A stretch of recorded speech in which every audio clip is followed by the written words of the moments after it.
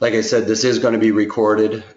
So one thing I emphasize at the beginning of all of these webinars is when you get this webinar sent to you via email, especially if you're new to trading options or this particular strategy, watch it over again and review it as soon as you can, because that'll make it really sink in. If you wait a couple of weeks or whatever and then think, you know what, I want to review myself on this one strategy, it's not going to stick as well as if you watch it right away again. You're going to miss some things going through this the first time, some nuances. The second time through, you'll be able to pick those up and it'll make it a lot more crystal clear. All right, we got somebody in from Madrid, Spain. Thank you. Probably late night there. But so review this again. And this particular strategy is going to be on a broken wing butterfly. And it may be a little confusing to some people with the nuances of it. I'm going to try and really get into it as we go along. So just bear with me. Hope to clear up some of the muddy waters as we go along. I'll probably stir it up a little bit, but as we go along, hopefully it will become a little bit more clear. My name's Eric Wilkinson. Some of you guys may recognize me as the Wolfman from CNBC, Fox Business, or even the Wall Street Journal, where I've commented on everything from geopolitical to economic and market analysis. I've been trading my own money for well over 20 years now, and I'm not here to tell you that I'm going to make you rich or that I'm going to make you a millionaire, but I am here to help you learn how to take control of your finances, manage your own portfolio, but most importantly, manage your own risk. And I've traded everything in most markets throughout my career. From the Chicago Board of Trade, I've even traded everything from stocks, financial futures, commodity futures, currencies, and options on all of those products and in all market conditions. As you can see here, that was a fun Fed day. I got a disclaimer I've got to go over right here. This is just basically saying that any opinions, news, research, and analysis or any other material provided by ProTrader Strategies or associated companies, employees, is general market commentary and does not constitute investment advice or solicitation to buy or sell any type of security or strategy. The reason why we can't give you a recommendation on a particular stock, underlying, or strategy is because I don't know what your risk parameters are.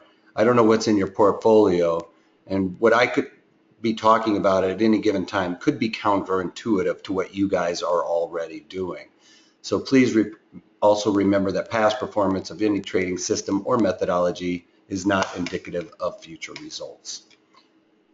Sorry, we have to go over those things. All right, this is going to be on a broken wing call butterfly, and this is going to be a little confusing because a butterfly, generally speaking, I like to buy a butterfly in low volatility environments. But when volatility is high, if you break the wing of the butterfly, you turn this from a debit into a credit spread. So it increases your probability of profit.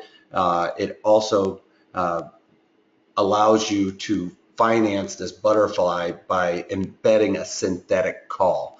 Now, this is where I told you it's going to get a little confusing, but as I go through this, it should become a little bit more clear. A synthetic call is, or a synthetic call spread is something that is manufactured in a sense. So we're going to put an embedded call spread in here and create a broken wing butterfly in a sense. Other names for the broken wing butterfly are a skip strike butterfly or a wounded wing butterfly. It's still a market neutral. You can play around with the legs on this or the location of these different strikes to make it a little bit more bearish or even a little bit more bullish. So depending on what your assumption is on the underlying, then you can put your strikes at different locations, and I'll go through different scenarios with different stocks on showing you how to do that. But with the skip strike butterfly or the broken wing call butterfly, we do need to have a bit of a market assumption, whether it's being market neutral, like we don't think that this underlying is going to move very much, or if we think it's slightly bearish or slightly bullish. We're going to play around with those different assumptions with different stocks, like I said, but we're going to try and figure out the right location to figure out where we want that. And one of the main assumptions with any strategy when you're collecting, a credit is you need to have your implied volatility percentile above 50.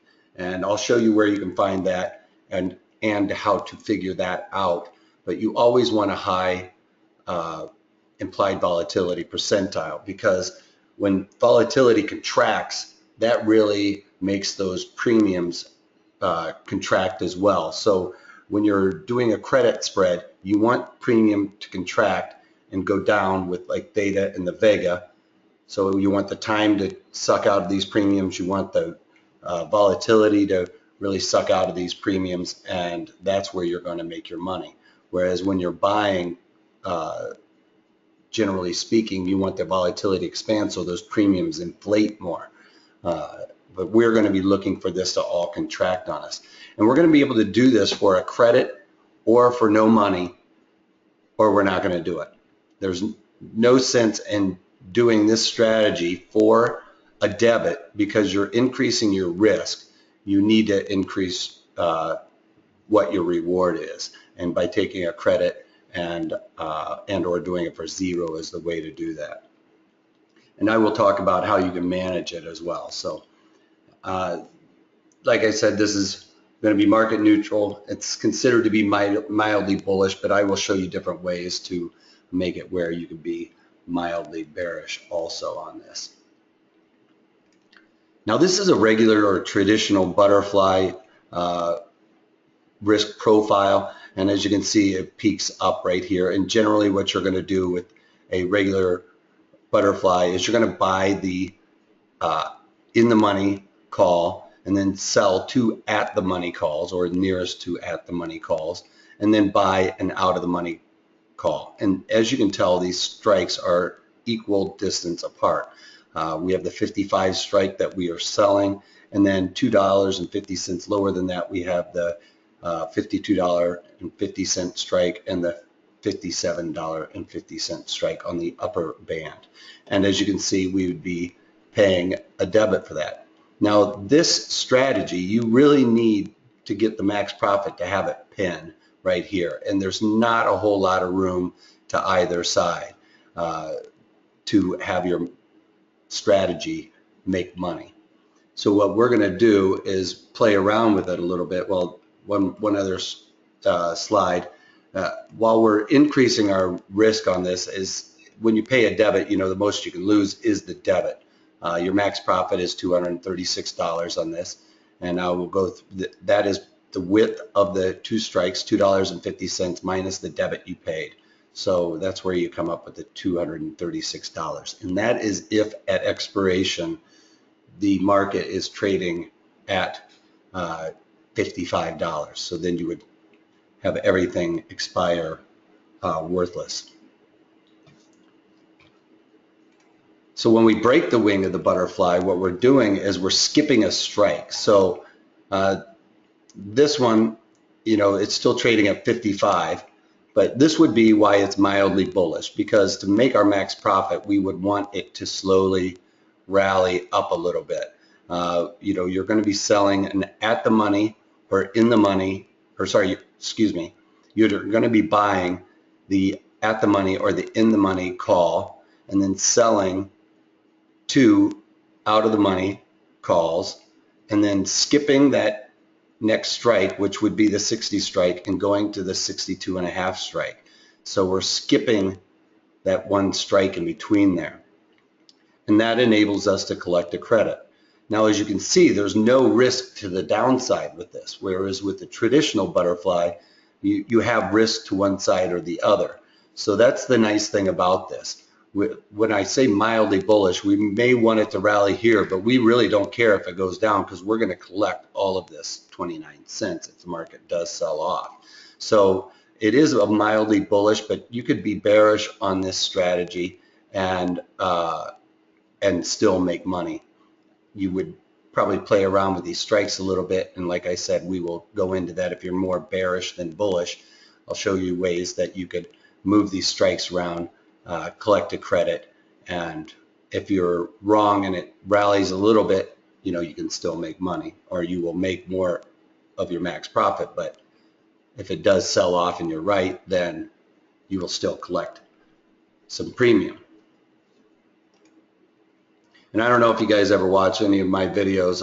I am always looking for a way to try and collect premium for a particular strategy. At the end of the day, I like to collect the money up front. I like to be the seller of it, because when you're buying options, they're a decaying asset and you're constantly fighting against theta, which is time decay. And your probability of profit with the buying side of the strategy, yes, you have unlimited profit a lot of times, but you also don't have a very good win ratio. It's like you're constantly swinging for home runs, and you know, you're striking out a lot of times. Whereas what I like to do is hit for singles, doubles, and sometimes triples. So this would be swinging for like a triple, so to speak, if we nailed it on the number, because it has a very good risk reward. Right? So like I said, with a traditional, you got to nail the number, and you have a lower, one of the benefits is you have a lower margin requirement with a traditional one. But, you know, like I said, your probabilities of nailing that number are so low that it will not work. This, are being asked, does this strategy work with weekly options and monthly options? I do this on the monthly options, and I tried to do this right around the 45 days, despite the fact that we are inside that 45 days. I think we're still in the clear for it. And yes, it does work for the weeklies, and it even works for the earnings, which is, you know, right around the corner. So earnings season is upon us, and a lot of strategies you can use however you want. You know, you're really going to get that decay rather quickly, especially in the earnings trades or the weeklies. The one thing with this strategy is you do need to hold it for a little bit longer. If you're doing the monthlies, the at the money options will decay a lot slower than out of the money options. So this causes you to have to hold on to like butterflies and broken wing butterflies a little bit longer to get that decay out of those, because of the way you're structuring it right around the at the monies. Whereas like a condor, you know, you can see a condor decay rather quickly and make money quickly, but that's because your strikes are a lot further away from at the money. Does that make sense, William? And to everybody else, I suppose. I'm sure everybody else had a similar question to that. But you know, one of the benefits of the broken wing butterfly is you're transferring the risk. So as you looked at that risk profile before, you are transferring the risk from the downside, whereas the traditional butterfly, you know, that had the risk profile that came down here. So you're transferring the risk from this end to up here. So as you can see, this cuts it off. It does flatline. It doesn't continually go down like some risk profiles. I'm sorry, I cut that off on the picture. But we'll see when we go into the analysis page how it will level off at your max loss. And your max loss and profit we'll go over here in just a second. So like I said, you do have a higher profit potential than with the traditional butterfly. You also have a higher max loss, but you can protect it from a downward move. So if the market sells off, or if you're slightly bearish on this, then the market goes down, you still make money on the call butterfly, broken wing butterfly. And what we're going to be doing is trying to target about, you know, 20, I say 50% here. You know, if it happens rather quickly and you get to 25 or 30% rather quickly in a, you know, maybe a week, then I would be looking to cover this strategy also. But our profit target is 50% of the max profit. So if our max profit is, say, you know, on a $5 wide strike, you know, our max profit would be $500 plus maybe the 29 cents that you collected, so 529. So I would be looking to cover this strategy somewhere around $2.60, right? And one thing to also remember with this is when you collect a credit for it, like in the one example we showed, we collected a credit of, I think it was 29 cents here. Yeah, 29 cents. So you collect that credit. So anytime you can close this strategy out for a credit, say I put this strategy on for 29-cent credit, and then I look to cover it, and it was, you know, trading for 30 cents credit, then you would add those two credits together to get your overall total net lick. Okay, does that make sense to everybody? It's not really going to show up when you're going to cover the trade what you had already collected as that credit. So our max profit on this is going to be the middle strike minus the lower strike plus the net credit received. So for our example here, we have a $2.50 difference between the mid strike and the lower strike. So our max profit is going to be $2.50 plus this 29 cents, so $2.79 for this example, times 100, because as we know, option strategies multiply by 100. So when you're risking 29 cents, you're really risking $29, right? So our max profit on that example would be $279. And our max loss is going to be the higher strike minus the skipped strike minus the net credit received. So it's a similar situation. The reason why you have to, some people will even skip another strike. So you need to have that in mind.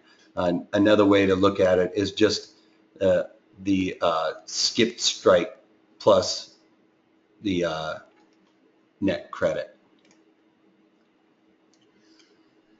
The short strike for the break even that we're short plus the net credit plus the width of the long spread. Now, what is the long spread on this strategy?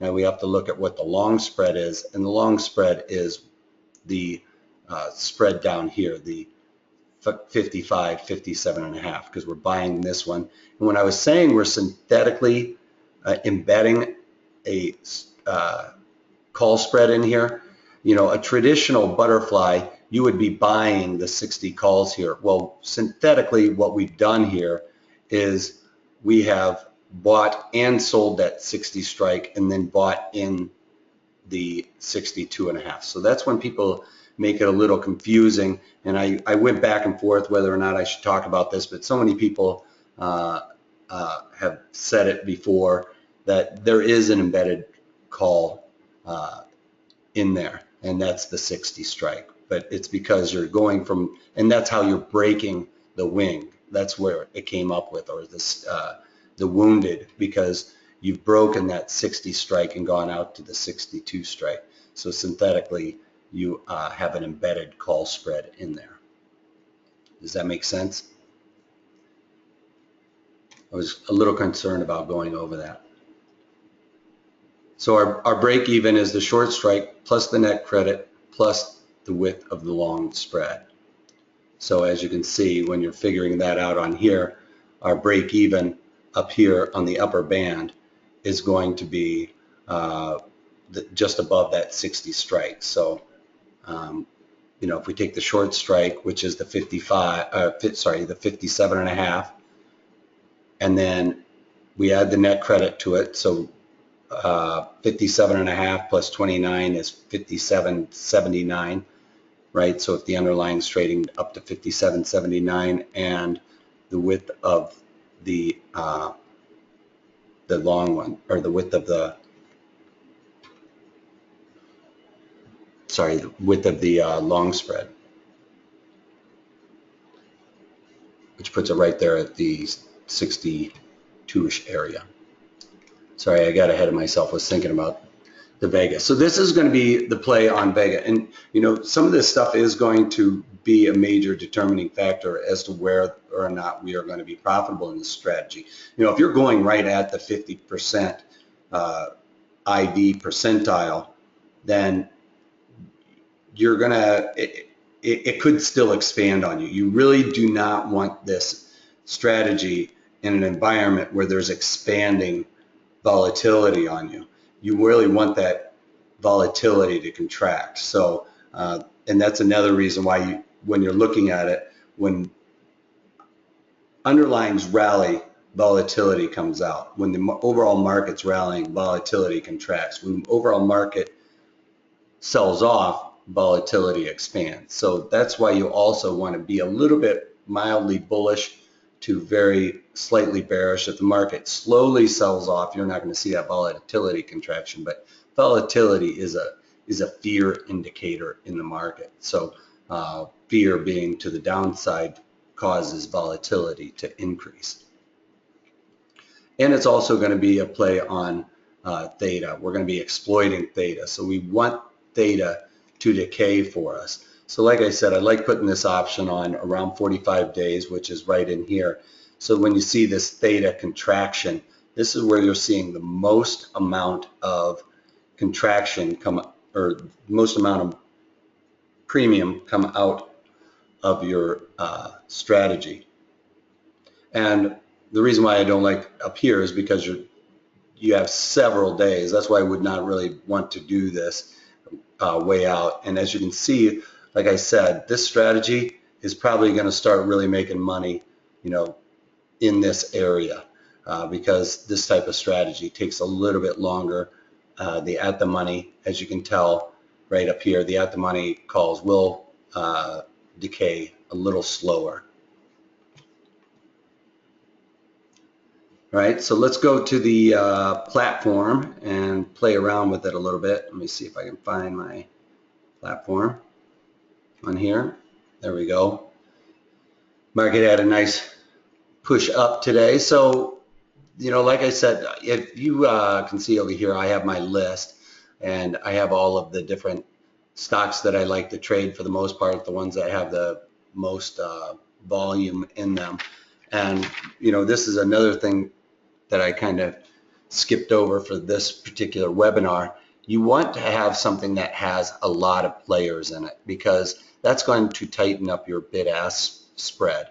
The wider the bid-ask spread, you know, in regular market volatility, the wider or the more volatility expands, the wider those bid-ask spreads are going to be and the harder it's going to be to get in and out. So if you're trading something that nobody knows of or doesn't trade a lot of options on, I can't think of anything right offhand, and they're probably selling this list because they were put in there before, but you're just going to lose a little bit of money because you have to give up so much edge to get in and out. So pick something with a tight bid-ask. You know, I usually try and go with a nickel to under, and if I have to, maybe go to a dime. But anything over that, a quarter or something greater than a dime, I'm really going to probably shrug off and not do it because the likelihood is when the going gets tough, those spreads are going to get wider because the counterparty is not wanting to take on that risk. Another thing with this strategy is we really don't want to play it when there's earnings in it. For instance, you know, Target, I'll show you on this one. This is market profile. It makes it nicer to see here because you could, it gives you a little bit further out in duration on the chart so you can see where they land. So right here, HPQ has earnings after this November expiration, so that would be one that would work out. Target has high volatility right now because I don't know if you all heard about what Walmart did, but they basically came out and lowered guidance, which brought down the entire retail sector. So, you know, being mildly bullish on Target because, you know, it's like throwing the baby out with the bathwater. Everybody got hurt because of Walmart's comments. You know, Target could be doing just fine, but they got beat up. Their earnings land 2 days before expiration. So the idea there is volatility, as you can see, generally expands going into that binary event of the earnings call and then falls off afterwards. So yes, you would have a couple of days of that vol contraction really quick, but to put this strategy on, I would probably put it on right before that earnings announcement to take advantage of the high volatility and not have to take that swing up and then down. Does that make sense to everybody? So we want it to be a clean expiration month, which right now is rather difficult to find because the market is overall rallying, volatility is coming down, and we're in the earnings. I mean, there's even earnings out there that are a couple of days away and still aren't above 50% because for one, during this August 24th spike really caused a lot of implied volatility percentile spike in most underlying. So that is added into the overall IV percentile. One thing about this IV percentile that I said I was going to go over, to figure out what the IV percentile is, if we go to the trade page, so IV percentile is located down here. So if we were to look at, let's just say target, because I was showing that one. If we look at target, you can see our IV percentile is right at 50%. The way they figure that out is it goes back a year, and this doesn't always go back a year on this chart. It looks like it's pretty close. But figure out the IV percentile. We have a numerator and a denominator, right? Numerator's on top, denominator's on the bottom. In the numerator, we take where the IV implied volatility is trading right now, 26, and subtract that from 16. Okay, just, I know it's several digits out, but just for ballparking. So we take 26 minus 16, and that goes in the numerator. And then in the denominator, we take where it was from the high, 36, minus 16. So we get 10 divided by 20 is 0.5, right? So 50%. It's one of the first times it's ever come out that clean. So with something like this, where we had this massive spike in volatility on, just a crazy day, sometimes, it spiked back up, but sometimes you'll see this really spike up, and for the most part, even around the binary events where you get the highest implied volatility for the most part, I've been known to discount that or take it out, kind of like in diving where the judges, or in any of the gymnastics, the high judge goes out and the low judge goes out, right? And then you get that average from there. Well, you can do that if there's just a major crazy spike in there for some odd reason, especially when you're struggling like right now to find different option strategies that will work to fit the rules. It's kind of bending the rules in a sense, but if it's a crazy spike that never happens, then in an entire year or several years, then you can probably discount that as an outlier. But that's how you figure that out, and that's how that number is figured out also. So 50% on target, but like I said, we do have that event happening coming up, so we don't really want to play around with that. At least I don't. That would be something, William, where I would be doing this on the weekly options, with a couple of days to go, and try and trade that binary event. All right. So for the most part, what I do when I'm trying to find these is like I said, I have the IV percentile up here in this category, because that's one of the major things that's going to determine what type of strategy I'm going to put on. If I'm going to collect a credit, if I'm going to be doing a sell strategy, it's got to be above 50%. If it's going to be me buying something, then it's going to be something that's below probably 30%. So anything in between there, I really don't like it, because if it's above 30% and I buy it, you have a probability that the volatility is going to contract, and that's going to hurt me.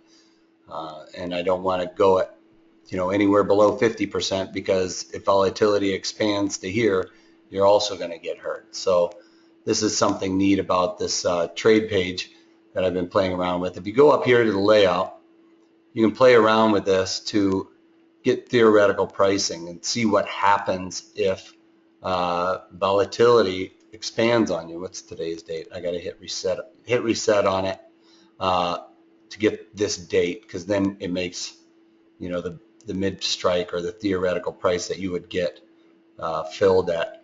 But you can play around with this. You can play around with the stock adjustment, see, you know, with this strategy, what would happen if the stock price rallied a little bit or sold off, and it'll show you what the theoretical price of that option will be.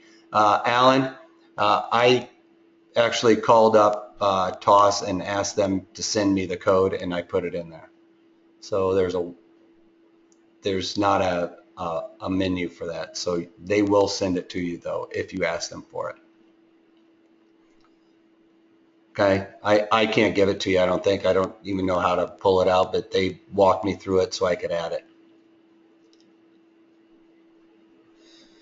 All right, so volatility adjustment, it says vol, but that's volatility, it's not volume. And something I was talking about, Target, you know, it's got that 6 cents wide, you know, for a $75 stock is pretty decent. It's probably even a little bit wider because today was quiet for one and two were after hours.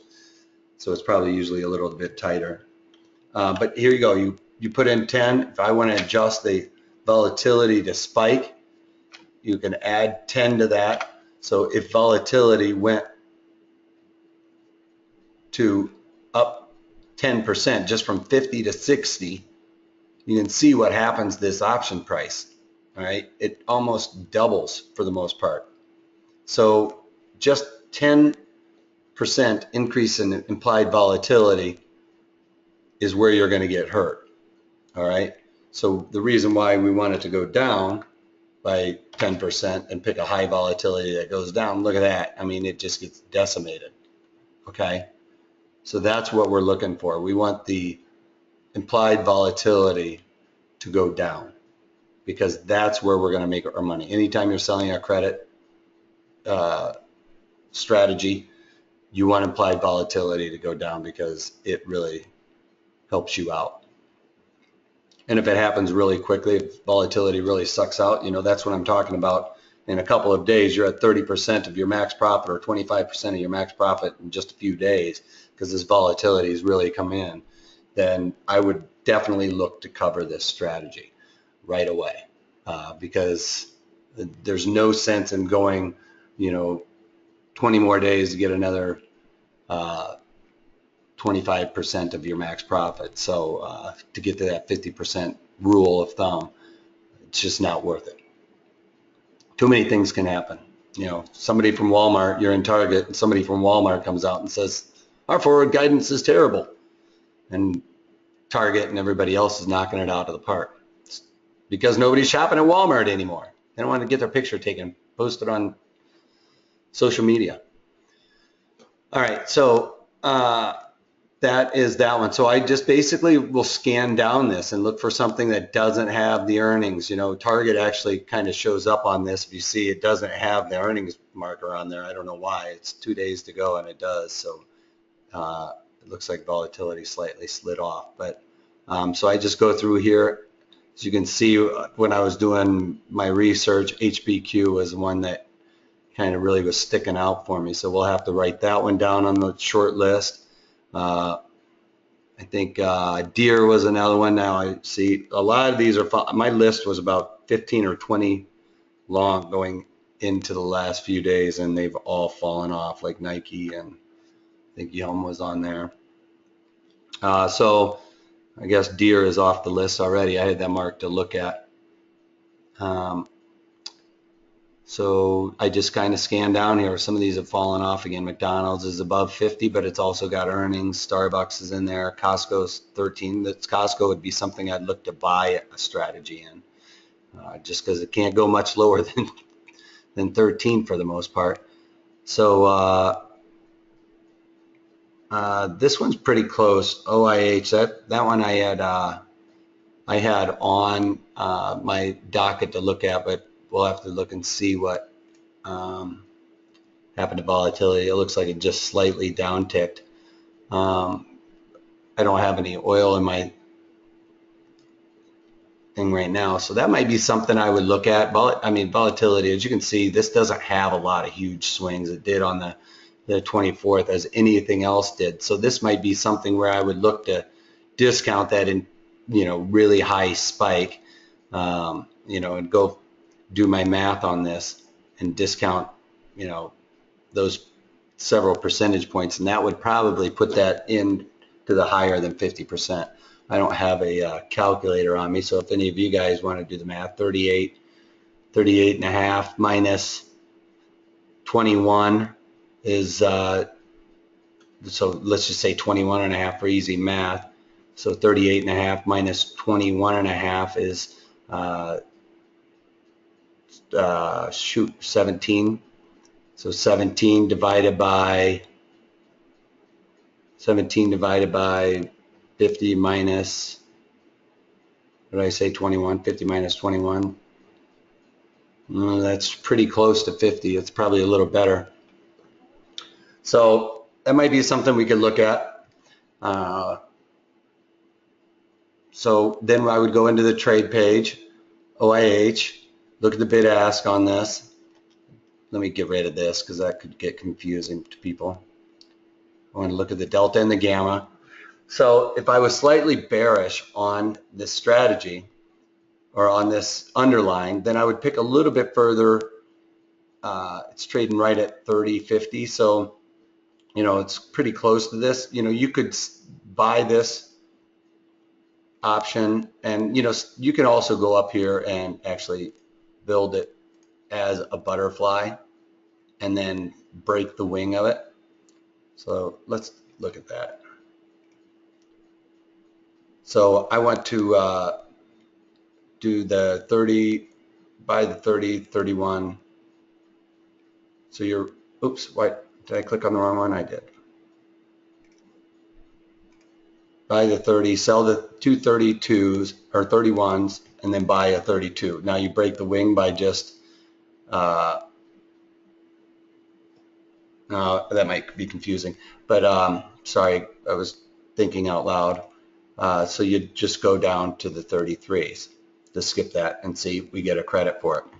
So if I was slightly bearish on this, you can put this strategy a little bit lower if I thought it was going to continue to go a little bit lower, because I picked the 31s to be out of the money. You're collecting a credit there. The other thing to do would be to do it this way and then do, did I just do that twice? Oh, okay, so, and you'll get a better credit for that.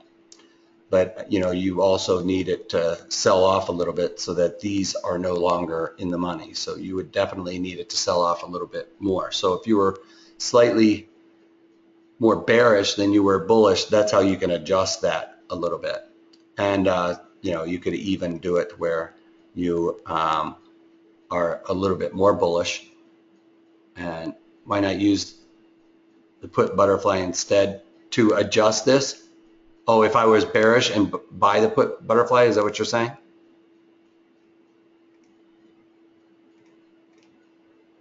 And then move that up and you're collecting a 5-cent credit. Okay, so if I was slightly a little bit more bullish and needed this, thought it might rally a couple dollars, because I like to collect a credit, George. I don't like to really buy option strategies. And in a sense, like with this one, what I was saying with doing the embedded, let's see, I've got this up, so I'm going to have to delete this strategy. Let me delete this and show you, hopefully this will work out. So what I'm talking about with embedding, so we do the butterfly, and when I talk about embedding a call spread in there, there's your butterfly, and then the call spread that we're embedding is going to be the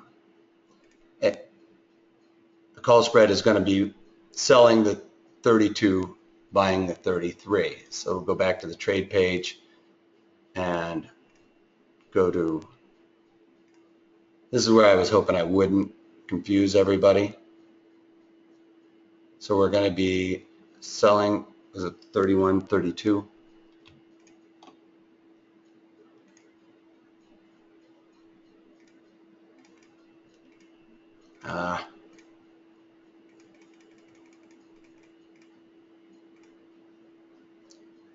So let's see if we can do this. So, oh no, shoot. So this would be 32. So we're selling the 32 to cancel out that 32 and buying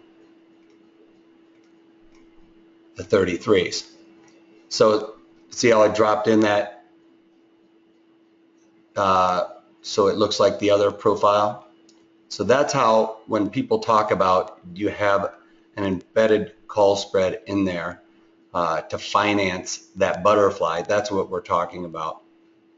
And as you can see, you're collecting more of a credit for that call spread than the debit you paid for the butterfly. So you're synthetic, that's how you're gaining that credit, because you're embedding that.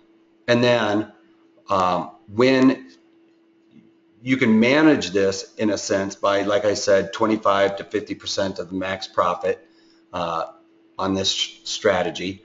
And since we're doing a dollar-wide strategy and you add in the credit, you can see, so your max profit is going to be the 44, so 30 cents, so $130-ish.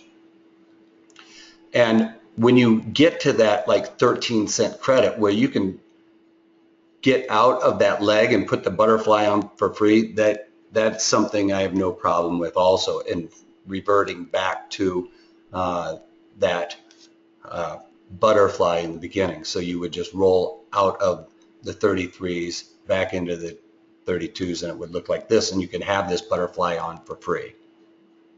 Does that make sense? Does this all make sense to everybody? How that, when I was talking about that embedded call spread, that's how that embedded call spread is in there to create this risk profile. And you collect the credit for it. You are taking a little bit more risk with this than with the butterfly, but you also have a ton of room to the downside with this. You know, I mean, if this market sells off, then, you know, oil, I think is going to keep going cheaper. I don't think the Saudis want us to have the Balkan oil fields up and running, because they know we have as much oil as they do. It's just harder for us to get it, you know. They have to separate rock from the oil. We have to separate oil from the rock, which is a lot harder to do.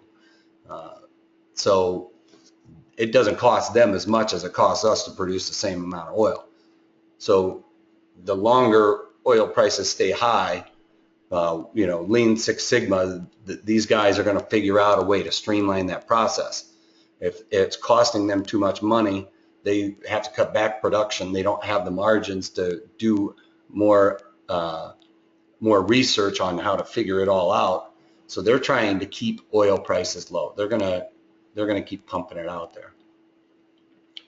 The way I look at it, that's my theory anyway. They're not dumb.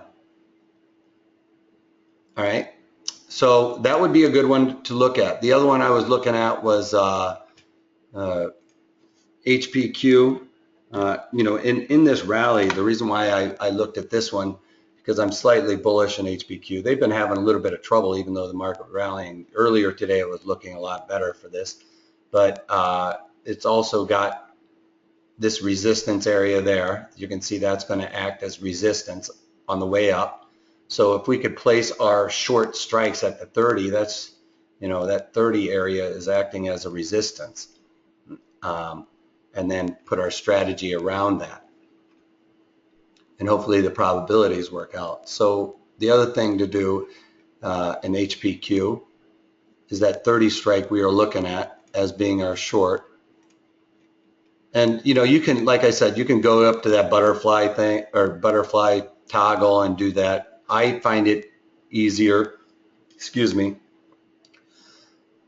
This one's going to be really nice because it's going to work around the probabilities of success too. So right here, we want to be able to sell this 30 strike. And, oh, we're not going to be able to do this for a credit. Oh, yeah, we will.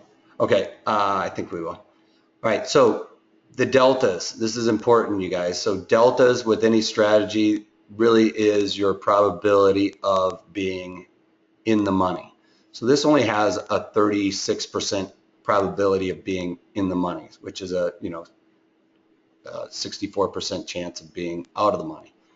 So that's a pretty good probability. We wouldn't want our probabilities to be a whole lot more. 50%, you're shooting at 50-50. But the probability of we want our short strike to be in the money is, right around that 30-ish delta, which is the probability. It's a nice little way to figure it out. And that'll be nice because we can structure this right around that 30 odd delta. And what we're going to do is I just usually build this myself, and I'm going to buy this one, and then I'm going to hold the control button down and hit this twice, or I guess it's not going to pick up one of the clicks, and then I'm going to skip this strike, 31s, and I'm going to try and buy this one, and hopefully we get a credit. We get a slight credit. After commissions and everything else, it's going to be pretty close. That one was looking pretty good this morning before it started rallying back. I think I was collecting a little bit better credit with the same strikes. So, and another thing with this strategy, you guys, because it has a higher potential for profit on this, it's got a nice big potential for profit. It has the big potential for loss. So if you guys are trading 10 lots and options, I would only be doing maybe 3 or 5 lots with this one. If I was trading 5 lots and options, I would probably only be doing, 1 or 2. If you're trading 1 lot options, you don't have really a choice. You're only going to be doing 1, and that is on the buy side of the leg. I'm not considering this one because really it's 2 spreads, right? But if you're trading a 10 lot on this, if you were to buy 10, sell 20, and buy 10, I would be doing it 5 by 10 by 5, or 3 by 6 by 3. And if I'm doing 5 lots, I'd be doing 1 by 2 by 1, or 3 by 6 by 3. Does that make sense? Just because the risk profile with this on the analyze, as you can see, and this is what I was talking about. This is where it flatlines. Once it goes above that 33, you're no more. You're not going to see any more losses. Okay. But you also are going to lose, 80 some odd dollars with that, or 50. What, I could figure it out. But could I elaborate on the exit strategy? Yes. So when I was talking about 50% of my max profit, so for instance, in this, the max profit is the $1 wide plus the 30 cents. Okay. So your max profit on this is $130 for this 1 lot strategy. So $130. I would be looking to exit this at 50% of that max profit, so right around $65. Now, if this happened, and the thing is you're going to have to hold this to about 10 days to expiration, and that's just the nature of selling options or trading options near at the money. They take a little bit longer to decay than further out of the money options. Further out of the money options will decay faster. The at the money options decay a little slower. So especially in this strategy, if I see like 25% of that max profit, so 25% of 130 is right around 30, isn't it? 32-ish or something, so $32 on this strategy, I would be looking to cover it, okay? Because that's about 25%, 30 something on. I would be looking to cover it right away, especially if it happened in 5 days, okay? It's likely not going to happen. You're really going to see that contraction in the pricing, right in here. That's the nature of this strategy, is right in here. You're going to see that start to happen. But, we're inside that 30 days. If I saw that happen right in here, I'm not going to hold on to it any longer. It's not worth it for the risk reward. There's no sense in taking, 20 more days of risk for a few pennies. Okay? Does that make sense?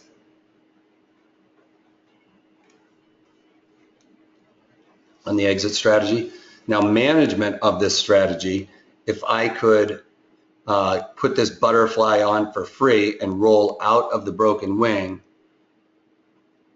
I'm being asked, what's my limit order on the exit?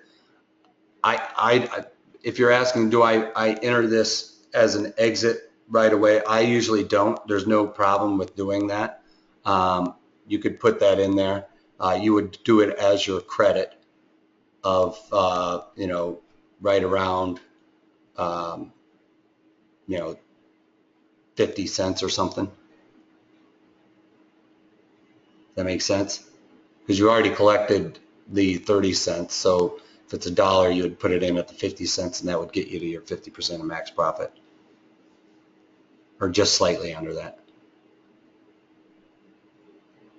I'm usually running over my stocks daily and know about where my exit potential is. I write everything down, everything I do every day, when I put it on, what price I put it on at, and then I just check my notes, flipping through them. And I suggest all of you guys do that. Some people do it with an Excel spreadsheet, I probably should, but I just have never done that. I just do it on the paper and flip back and forth. Does that make sense? But you could put your limit in right away. Does that make sense for everybody? Did I go over that well enough? But the management of putting on the butterfly for free is kind of nice, and that's a strategy I've done a lot also. That ends up becoming, I'm at usually 25% of my max profit. Do I just take off the strategy, or do I keep rolling it for free on that, in a sense? I usually end up taking it off, but there's nothing wrong with rolling that into I like just moving on to the next trade. So if at all possible. Okay, because it is a defined risk strategy. You guys have any, before we clean up here, you guys have any stocks out there that you'd like me to look at that you could put this around?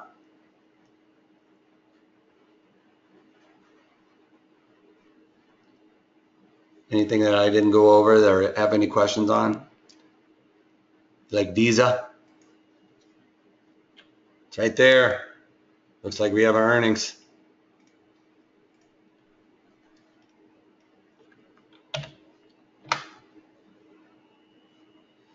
So yeah, so as you can see, this would be a strategy you could probably put on right around the earnings on the weeklies, since it's landing right in between the option cycle.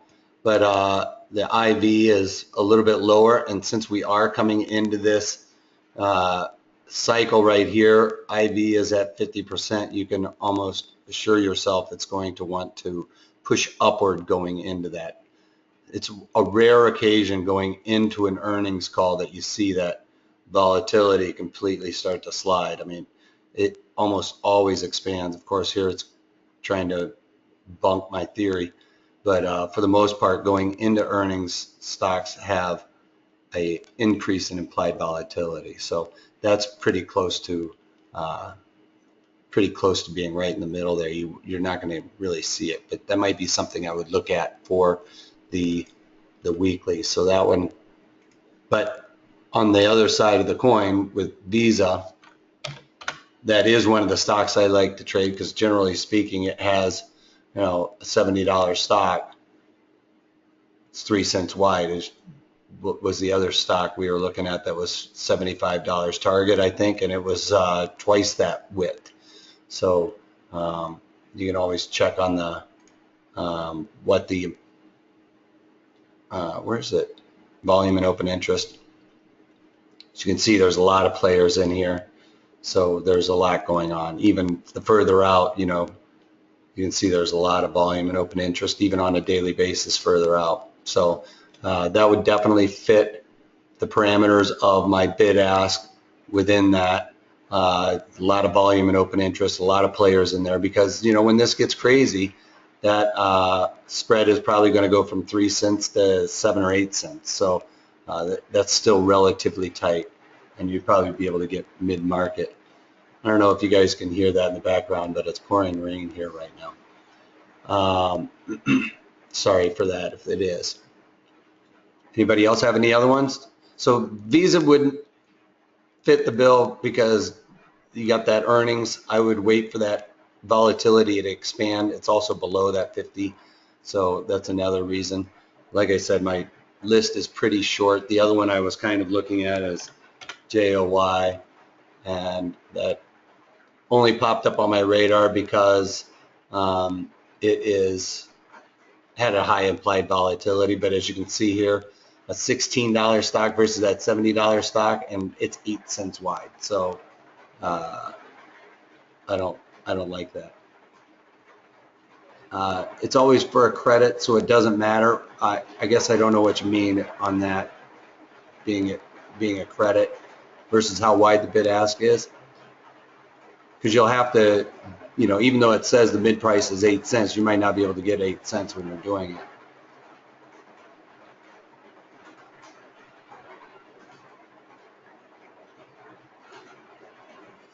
Yeah, B asks, great question. When selling the options to collect premium as a general concept, do you ever use the option price as a % of the stock price in a process of determining if it's suitable?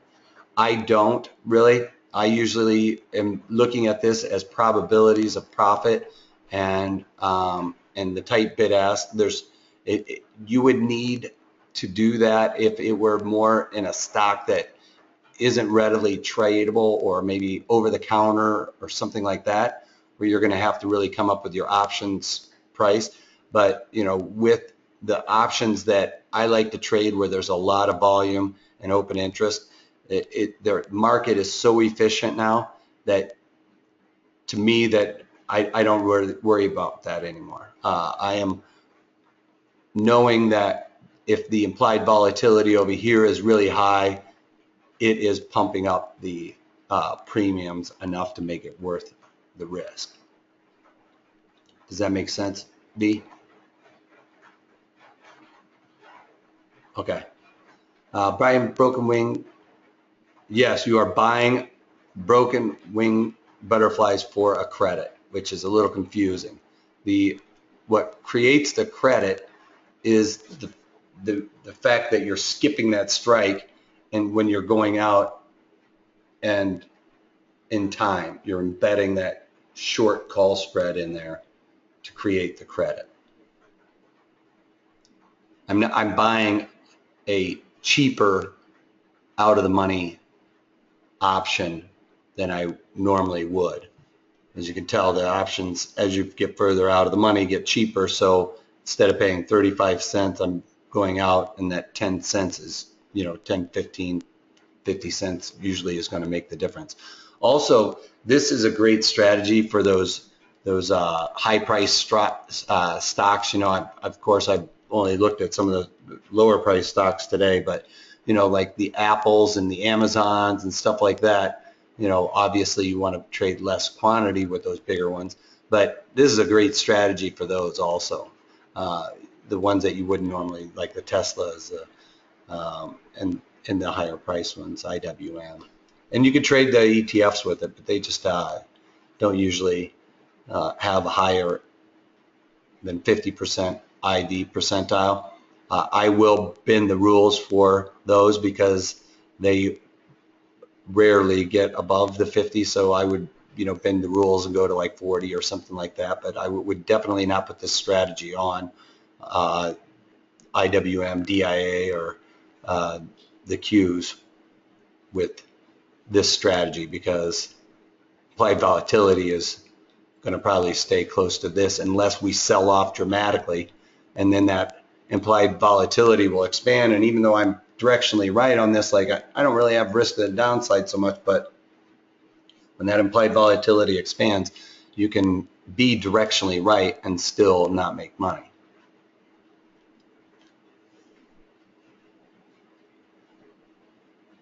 Okay? So that about wraps this up. I appreciate you guys all sticking around, especially in Madrid too. You know, I mean, being way out late night, taking up your Friday night, and everybody else for sticking around after the market closed today. Later webinars, we're going to be drilling down on different option components and how to trade options and what I find and where I find them appropriate, but enjoying it. I like how you put the M in there. Does that mean you've been drinking some vino? Enjoying it? So just so you guys know, we do have this still going on. It's not going to last much longer, but 2 months for the price of one. You get the daily market commentaries where I do different strategies every day, and I tell you when I put them on, I tell you when I'm taking them off, and why I do the particular strategy, especially with these earnings are pretty fun right now. You know, we also have the top option trading videos archives, which is all of these different option strategies, but just on like a 15-minute kind of, so you can refresh your memory. I just hit the basics on it. I don't go into a ton of detail like I do with these trading workshops, but in these trading workshops, I really try to get in there and answer all your questions and really get into the nooks of what the option strategy entails. So you can find that in the chat box, a link to that. Check that out. Like I said, we're going to be drilling down on everything, you know, from condors and call spreads and put spreads, and how you can roll a condor into a broken wing butterfly, which we've already done one on, but we're going to kind of revamp that here shortly. I'm also looking to do one on the broken wing put butterfly, so that one could be very interesting. Market stays the way it is. Like I said, you got this link in your chat box if you want to click on that. And if you have any questions, you can contact us at 310-598-6677, or you can email us at trading@protraderstrategies.com. And like V asked this particular question about the percent of stock price in an email. I didn't have a chance to get back to you, but I do have a good history of trying to answer those questions. And I want to thank you guys all for participating. I hope you guys can make it back here next week. And if you can't take that, take it easy.